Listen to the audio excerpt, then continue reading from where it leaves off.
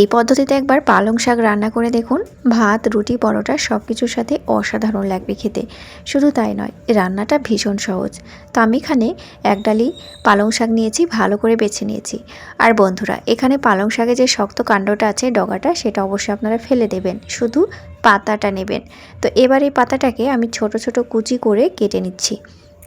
একেবারে সহজ একটি রান্না, কিন্তু অসাধারণ টেস্ট। বাড়িতে অবশ্যই একবার ট্রাই করবেন, না হলে কিন্তু আপনাদের বিশ্বাসই হবে না।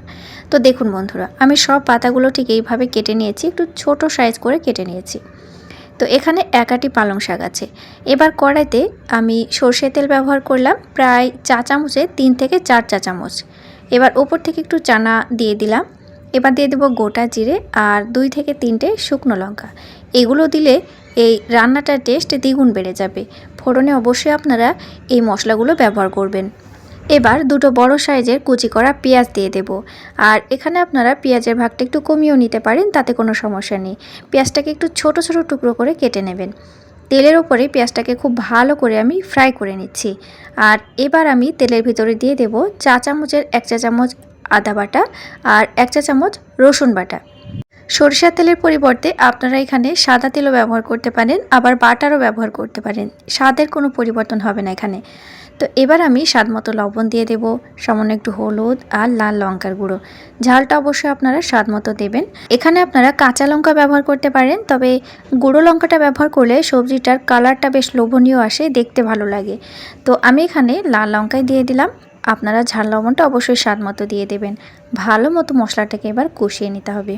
চ্যানেলে যারা নতুন বন্ধু আছেন তারা প্লিজ অবশ্যই আমার চ্যানেলটি সাবস্ক্রাইব করে দিয়ে পাশের বেল আইকনটি প্রেস করে রাখবেন। তো এবার আমি দুটো বড় সাইজের লাল পাকা টমেটো ছোট ছোট টুকরো করে কেটে নিয়েছি, দিয়ে দিলাম। আর এখানে আপনারা কখনোই টমেটো বাটা দেবেন না, ঠিক ছোট ছোট করে কিউব করে কাটা পাকা লাল টমেটো ব্যবহার করবেন। তো টমেটোটা দেওয়ার পরে দেখুন একদম মশলার কালারটা চেঞ্জ হয়ে গেছে, একটু হালকা পানিও বেরিয়েছে। এবার আমি চা চামচের 2 চা চামচ বেসন দিয়ে দিলাম। আর এই বেসনটা তেলের উপরে আপনারা ভালো করে আগে ফ্রাই করে নেবেন মশলার সাথে, ঠিক এইভাবে।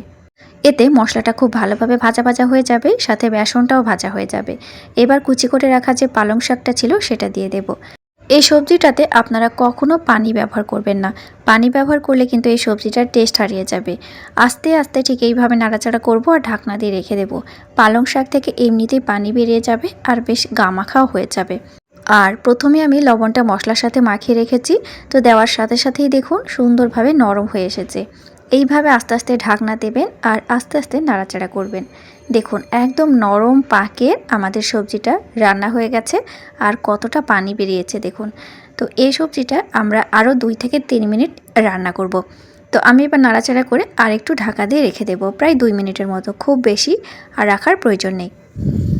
রান্নাটা দেখার পরে অনেকে হয়তো বলতে পারেন এটা একদম ঘরোয়া রান্না, তবে কিন্তু স্বাদ দ্বিগুণ আসে। একই রকম পালং শাক রান্না না খেয়ে এইভাবে একবার ট্রাই করে দেখতে পারেন। গরম গরম রুটির সাথে খেতে অসাধারণ লাগে। আপনারা ভাতেও খেতে পারেন, পরোটার সাথেও খেতে পারেন। তো আজকের রেসিপিটা দেখুন কেমন হয়েছে, আশা করি আপনাদের ভালো লেগেছে। তো আমি এবার একটি সার্ভিং ডিশে উঠিয়ে নিলাম। তাহলে বাড়িতে অবশ্যই একবার ট্রাই করবেন। আর নতুন নতুন রেসিপি পাওয়ার জন্য চ্যানেলটি সাবস্ক্রাইব করে দিয়ে পাশের বেল আইকনটি অবশ্যই প্রেস করে রাখবেন, সাথে অবশ্যই কমেন্ট করবেন। তাহলে নতুন রেসিপি নিয়ে ফিরে আসছি নেক্সট এপিসোডে। Thank you.